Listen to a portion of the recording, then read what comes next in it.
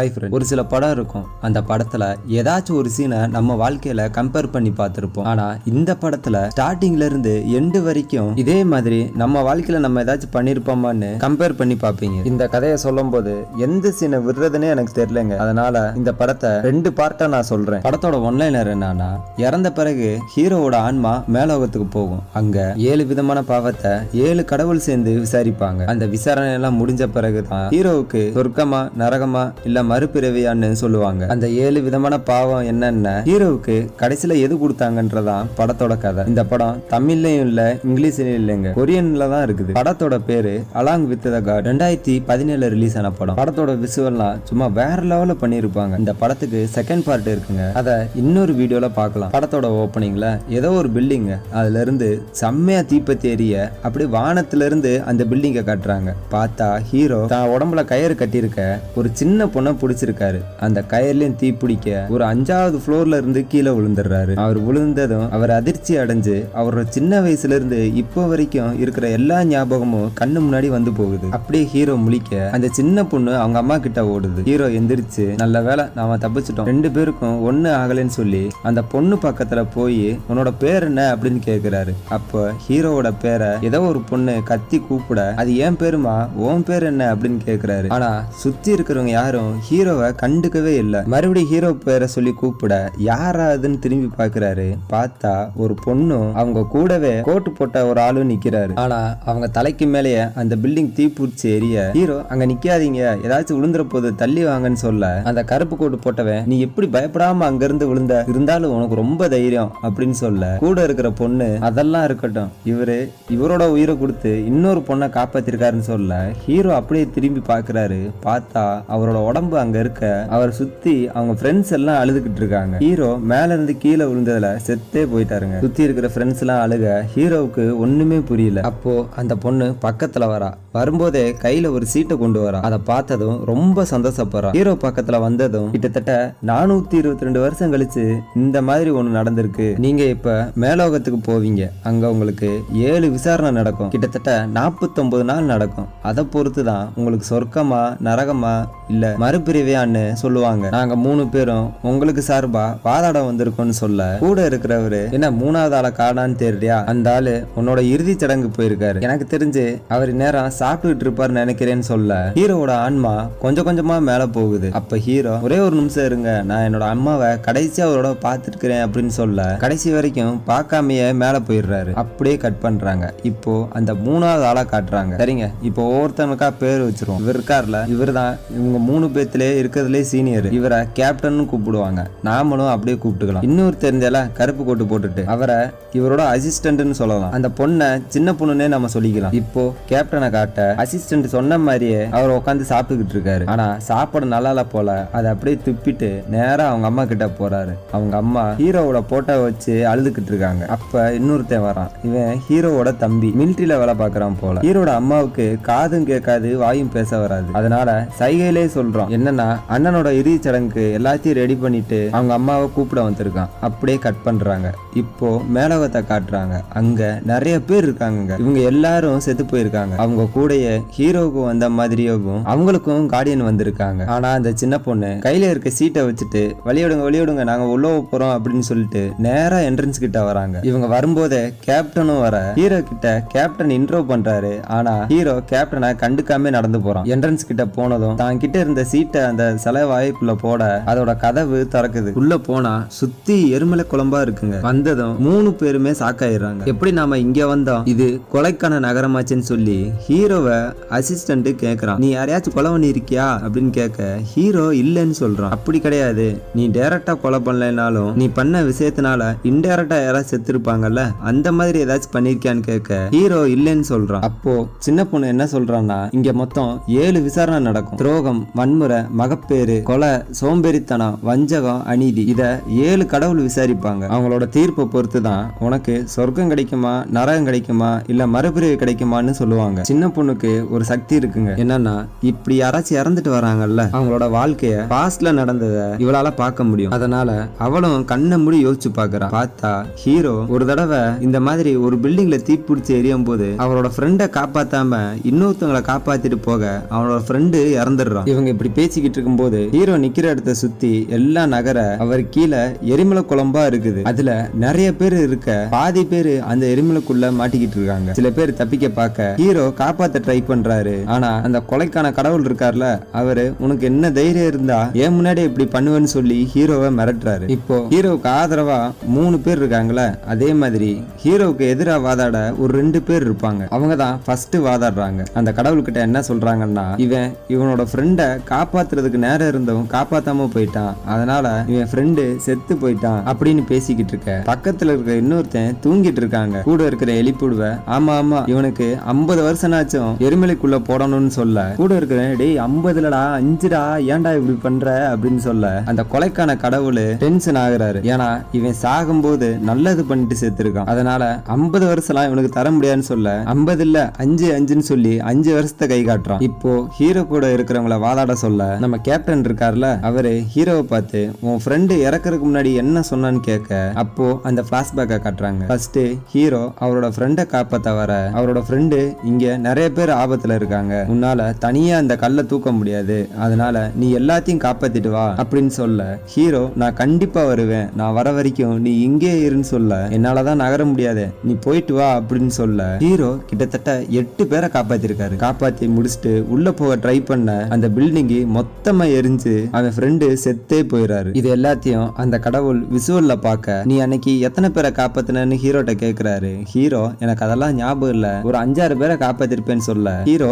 8 பேரை காப்பாத்திருக்கான். அப்போ கேப்டன் இருக்கார்ல, அன்னைக்கு ஹீரோ 8 பேரை காப்பாத்திருக்கான், அதுவும் இல்லாம அவன் ஃப்ரெண்டு சொன்னதான் செஞ்சிருக்கான், இவன் போனதுனாலதான் ஒரு உயிருக்கு பதிலா 8 உயிரை காப்பாத்த முடிஞ்சிருக்குன்னு சொல்ல அந்த தூங்கு மூஞ்சி வைக்கல் இருக்கான்ல, உயிர்னா எல்லாத்துக்கும் ஒண்ணுதான், அது 8னா என்ன 1னா என்ன, இருந்தாலும் 1 கம்பேர் பண்றப்போ 8 தான் பெருசுன்னு சொல்ல பக்கத்துல இருக்க வக்கீலே டென்ஷன் ஆயிடுறான். அப்போ அந்த கடவுள் இருக்காருல்ல, அவன் ஃப்ரெண்டு இறந்தப்போ ஹீரோ அவ்வளவு கதறி இருப்பான். அதை பார்த்துட்டு அந்த கடவுளே மனமிறங்கி ஹீரோவுக்கு சாதகமா தீர்ப்பு கொடுத்துறாரு. அதை கேட்டதும் அவங்க 3 பேரும் சந்தோஷப்பட அடுத்த விசாரணைக்கு போறாங்க. இந்த தடவை கடல் வழியா போறாங்க. இந்த விசாரணை என்னன்னா, சோம்பேறித்தனம் சொன்னோம்ல, அது மறுபடியும் நம்ம சின்ன பொண்ணு ஹீரோட பாஸ்ட் எடுத்து பார்க்க ஹீரோ பயங்கரமா கஷ்டப்பட்டிருக்காங்க. அந்த தீயணைப்பு வேலை மட்டும் இல்லாம கிடைக்கிற சின்ன சின்ன வேலையெல்லாம் மெனக்கட்டு செஞ்சிருக்கான். அதனால அந்த சின்ன பொண்ணு சந்தோஷப்பட நம்ம அசிஸ்டன்ட் ஹீரோவுக்கு எதிராக வாதாடுறாங்கல்ல, அவங்க 2 பேரும் நினைச்சு பயப்படுறாரு. அதுக்கு சின்ன பொண்ணு இதெல்லாம் ஒன்னும் பிரச்சனை இல்ல, இந்த கேஸ்ல கண்டிப்பா நம்ம ஜெயிச்சலான்னு சொல்ல கேப்டன் என்ன சொல்றான்னா, அவனுங்க ஜெயிச்சானுங்கன்னா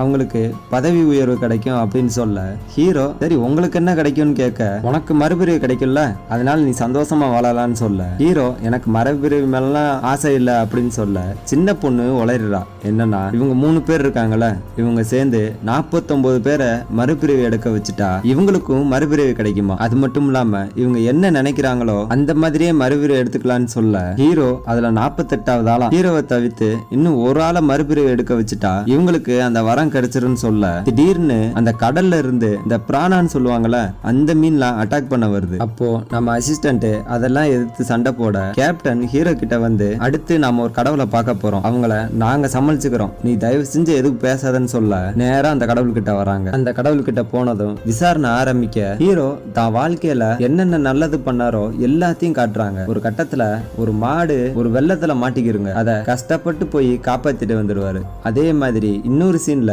செவுத்துல ஒரு பூனை மாட்டிக்கும், அதை காப்பாத்த போக அந்த பூனை தப்பிச்சிரும், ஆனா ஹீரோ அந்த கார் மேல விழுந்துருவாரு. அப்போ ஆப்போசிட் வக்கீல் இருக்கியால, அவன் அந்த கார் உடஞ்ச நினைச்சு கவலைப்படுறான். அந்த சின்ன பொண்ணு ஹீரோ பண்ணது எல்லாத்தையும் எக்ஸ்பிளைன் பண்ண அந்த கடவுளே எந்திரிச்சு கை தட்டுறாங்க. நீ உன் வாழ்க்கையில ரொம்ப கஷ்டப்பட்டிருக்க, உன்ன மாதிரி ஒரு ஆளை நான் இது வரைக்கும் பார்த்ததே இல்ல, உனக்கு இங்க நான் சிலையே வைக்க போறேன்னு சொல்ல ஹீரோ நான் இது எல்லாத்தையும் பணத்துக்காக தான் பண்ணேன்ட்டு வாய விட்டுறான். அப்ப கூட இருக்கிறவங்க எல்லாரும் டென்ஷன் ஆக இதை கேட்டதும் அந்த கடவுள் டென்ஷன் ஆயிடுற அவனோட படகை அவுத்து விட சொல்லிடுறாங்க. அப்போ அந்த வக்கீல்க இருக்கானுங்களா ஆப்போசிட் வக்கீல், அவனுங்க 2 பேரும் வேகமா அதை திறந்து விட ஹீரோ எட்ஜு கிட்ட போயிடுறான். அங்க கீழே பார்த்தா ஒரு பெரிய இடங்க, இந்த கிரைண்டர்ல மனுஷங்களை போட்டு அரைச்சா எப்படி இருக்கும் அந்த மாதிரி ஒரு இடம் இருக்கும். அதை விட்டு வெளியவும் வர முடியாது, ஏன்னா சுத்தி மீனெல்லாம் இருக்கும். அங்க மக்கள் எல்லாரும் துடிதுடிச்சு செத்துக்கிட்டு இருப்பாங்க. அதை பார்த்ததும் ஹீரோ பயப்பட கேப்டனும் அசிஸ்டன்ட்டும் தண்ணியில குதிச்சு ஹீரோவை புடிச்சிருவாங்க. அப்போ கேப்டன் கெஞ்சுறாரு, என்னன்னா அவன் பணத்துக்காக பண்ணதெல்லாம் உண்மைதான், ஆனா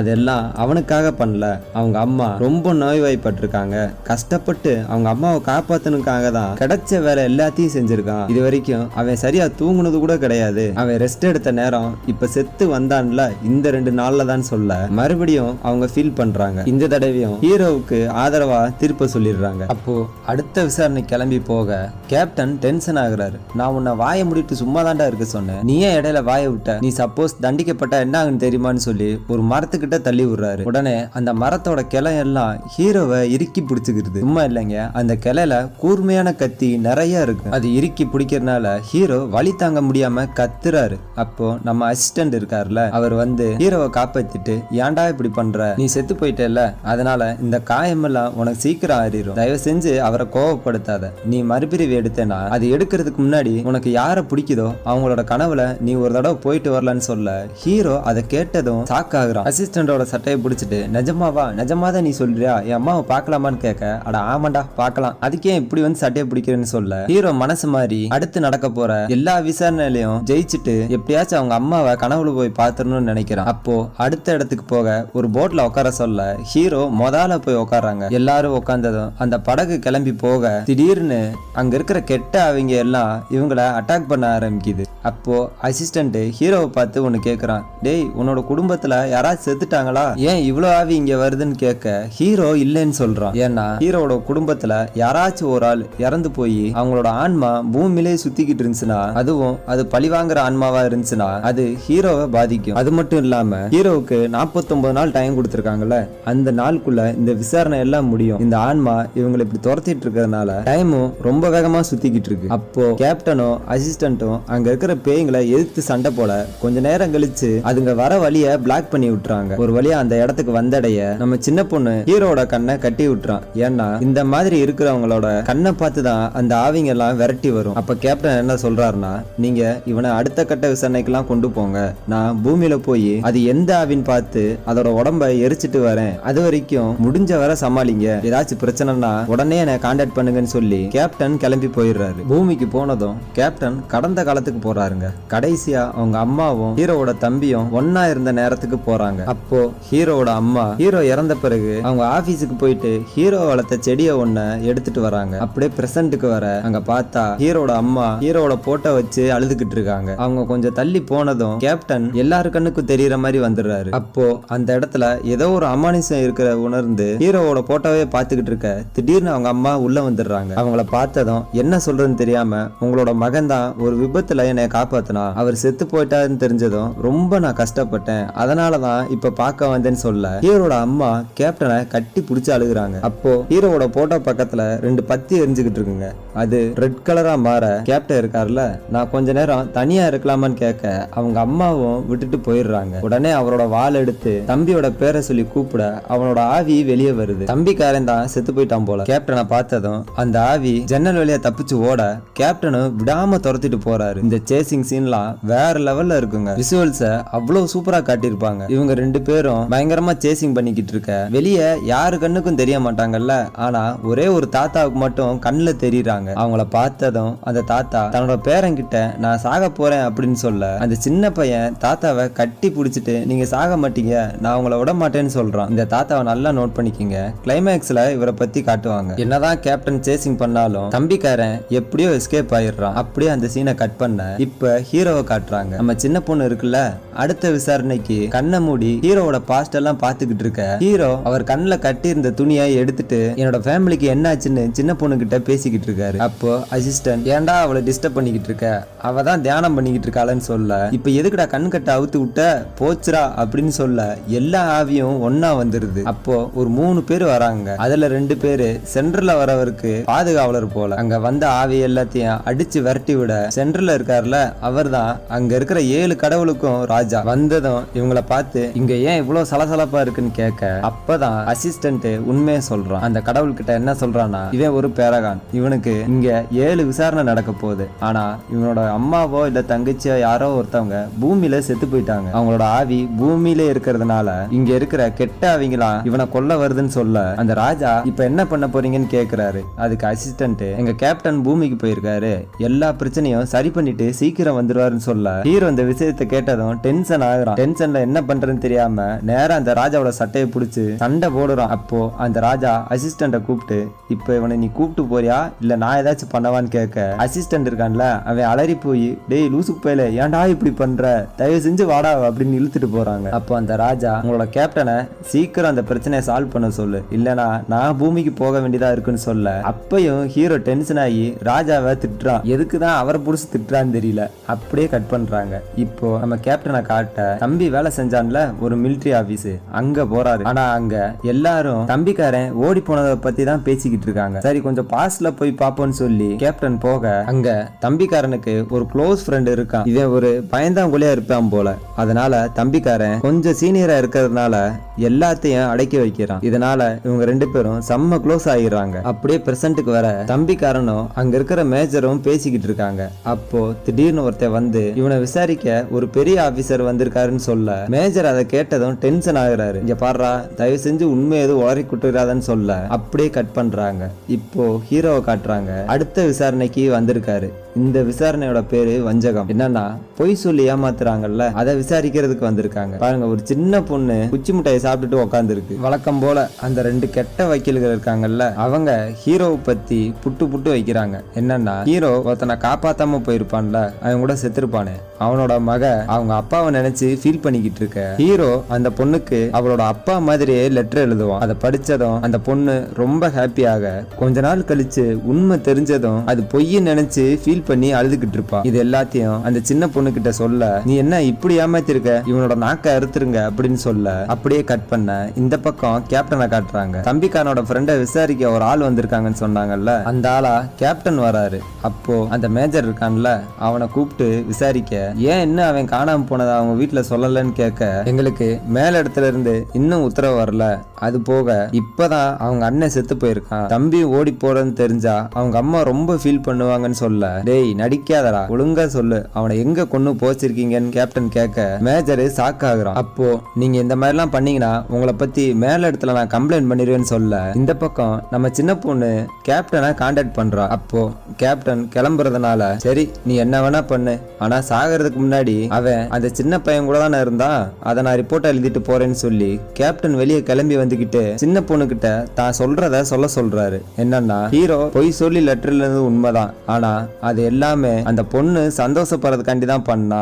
அது போக அந்த பொண்ணு பதிலுக்கு லெட்டர் போட்டிருக்கும். அந்த லெட்டரை அவங்க அம்மாவுக்கு அனுப்பிச்சு வச்சிருக்கான். ஏன்னா அவங்க அம்மாவும் ஆஸ்பத்திரியில நோய்வாய்ப்பட்டு படுத்திருந்திருக்காங்க. அப்போ எவ்வளவோ ட்ரீட்மெண்ட் பண்ணியும் அவங்களுக்கு உடம்பு சரியில்லாததுனால அவனுக்கு கல்யாணம் ஆன மாதிரி காட்டி அவங்க அம்மாவை சந்தோஷப்படுத்தி அவங்க உடம்ப சரிப்படுத்திருக்கான்னு சொல்ல அந்த குட்டி பொண்ணு ஓ அப்படியா விஷயம், சரி என்னதான் இருந்தாலும் ரெண்டு பேரை அவன் சந்தோஷப்படுத்திருக்கான்ல, பொய் சொன்னாலும் நல்லதானே நடந்திருக்கு, அதனால இந்த விசாரணையில இவன் நல்லவன்னு நான் தீர்ப்பு சொல்லிறேன்னு சொல்ல எல்லாரும் சந்தோஷப்படுறாங்க. அது போக அடுத்து நடக்க போற 2-3 விசாரணைய பண்ண வேணாம் அப்படின்னு சொல்லி அந்த குட்டி பொண்ணு சொல்லிருது. இதை கேட்டதும் எல்லாரும் சந்தோஷப்பட நம்ம சின்ன பொண்ணு சந்தோஷத்துல மயக்கம் போட்டே விழுதுங்க. அப்படியே அடுத்த விசாரணை கிளம்பி போக இவங்க போய்கிட்டு இருக்கும் போது நம்ம சின்ன பொண்ணு ஹீரோவை பத்தி ஒரு விஷயம் சொல்றான். என்னன்னா நீ என்னதான் உங்க அம்மாவுக்கு நிறைய லெட்டர் அனுப்பிச்சிருந்தாலும் ஒரே ஒரு லெட்டரை கொடுக்காம நீ ஒரு இடத்துல மறைச்சு வச்சிருக்கன்னு சொல்ல ஹீரோ அதை கேட்டதும் ஷாக் ஆகிடுறான். என்னன்னா ஹீரோட அம்மாவுக்கு காதும் கேட்காது வாயும் பேச வராதுல, அதனால அவங்க சமைக்கும் போது குக்கர்ல விசில் வர தெரியாம அவங்க வச்சிருக்க குக்கர் எல்லாம் ரிப்பேர் ஆகி போயிடும். அதனால ஒரு புது எலக்ட்ரிக் குக்கர் வாங்கி அவங்க அம்மாவுக்கு கொடுக்கறதுக்காண்டி வச்சிருப்பான். அதுல ஒரே ஒரு லெட்டர் மட்டும் வச்சிருப்பான். அதுல உண்மையெல்லாம் எழுதிருக்கும். அதை கொடுக்காம அவன் கூடயே வச்சிருப்பான். இதுக்கப்புறம் கேப்டன் அங்க வராரு. அங்க வந்ததும் ஹீரோ அவங்க அம்மா தம்பியை பத்தி விசாரிக்க 2 பேரும் நல்லா இருக்காங்க அப்படின்னு சொல்றாரு. அதை கேட்டதும் ஹீரோ சந்தோஷப்பட்டு ஓட கேப்டன் கூட இருக்க 2 பேர்த்த கூப்பிட்டு அவங்க அம்மா நல்லா தான் இருக்காங்க, ஆனா அவன் தம்பிக்காரன் செத்துட்டான், அவனோட ஆவிதான் பூமியில அலைஞ்சுக்கிட்டு இருக்கு, நான் கூடிய சீக்கிரம் அவனோட உடம்பு எடுத்து எரிச்சிடுறேன்னு சொல்ல 2 பேருமே ஷாக் ஆயிடுறாங்க. இதுக்கப்புறம் நம்ம கேப்டன் இருக்கார்ல, ஹீரோட தம்பி கடைசியா உயிரோட இருந்திருப்பான்ல, அந்த நேரத்துக்கும் அந்த இடத்துக்கும் போறாரு. அங்க போய் பார்த்தா தம்பிக்காரனோட பெஸ்ட் ஃப்ரெண்ட் இருக்கான்ல, அவன் வச்சிருக்க துப்பாக்கியை பிடிச்சி நோண்டிக்கிட்டு கவலைப்பட்டுக்கிட்டு இருக்கான். தம்பிக்காரன் என்னன்னு கேட்க உங்க அண்ணன் இருந்து கொஞ்ச நாள் தான் ஆகுது, ஆனா அதுக்குள்ளேயும் நீங்க வேலைக்கு வந்துட்டீங்க, உங்க அம்மாவை கூட உங்களால சரியா பாத்துக்க முடியலன்னு சொல்ல தம்பிக்காரன் எங்க அண்ணன் அடிக்கடி ஒண்ணு சொல்லுவான், நடந்து முடிஞ்சதை நினைச்சு எப்பயுமே ஃபீல் பண்ணக்கூடாது, அடுத்து நாம என்ன பார்க்க போறோம்னு நினைச்சு அதை பத்தி தான் யோசிக்கணும்னு சொல்லி ஆறுதல் சொல்ல கட்டி பிடிக்க போவாரு. அப்ப துப்பாக்கி உரைச்சிட்டு கிடக்கும். அத தம்பிக்காரன் எடுக்க பார்க்க அது தெரியாதனமா அவன் உடம்புல சுட்டு ரத்த வெள்ளத்துல படுத்துருவான். அதை பார்த்ததும் அவனோட ஃப்ரெண்டு அழுக யாராச்சும் பாக்குறதுக்கு முன்னாடி மேஜரை கூப்பிடுன்னு சொல்ல அவனும் போய் கூப்பிட்டு வரான். ஆனா அதுக்குள்ளேயும் தம்பிக்காரன் மயக்க நிலைக்கு போறான். மேஜர் வந்ததும் அவனை பார்த்துட்டு சாக்காக அவரும் முதலுதவிலாம் பண்ணி பாக்குறாரு. ஆனா அவன் எந்திரிக்கவே இல்லை. தம்பிக்காரன் செத்துட்டான்னு நினைச்சு அந்த புல்லட்டோட பீஸ் இருக்கும்ல அதை எடுத்து ஒளிச்சு வச்சுட்டு யாருக்கு தெரியறதுக்கு முன்னாடி இவனை கொண்டு போய் போச்சிருவான்னு சொல்ல நம்ம கேப்டன் இருக்காருல அவர் பக்கத்துல போய் பாக்குறாரு. ஆனா பார்த்தா தம்பிக்காரன் உயிரோட தான் இருக்கான். இது தெரியாம இவங்க அவனை கொண்டு போய் புதைச்சே விட்டாங்க. இப்பதான் பாதி படமே முடிஞ்சிருக்குன்னு வச்சுங்களேன். இதுக்கு இவ்வளவு நேரம் ஆயிருச்சு. மீதி படத்தை அடுத்த வீடியோல சொல்றேங்க. வீடியோ பிடிச்சிருந்தா மறக்காம சப்ஸ்கிரைப் பண்ணுங்க.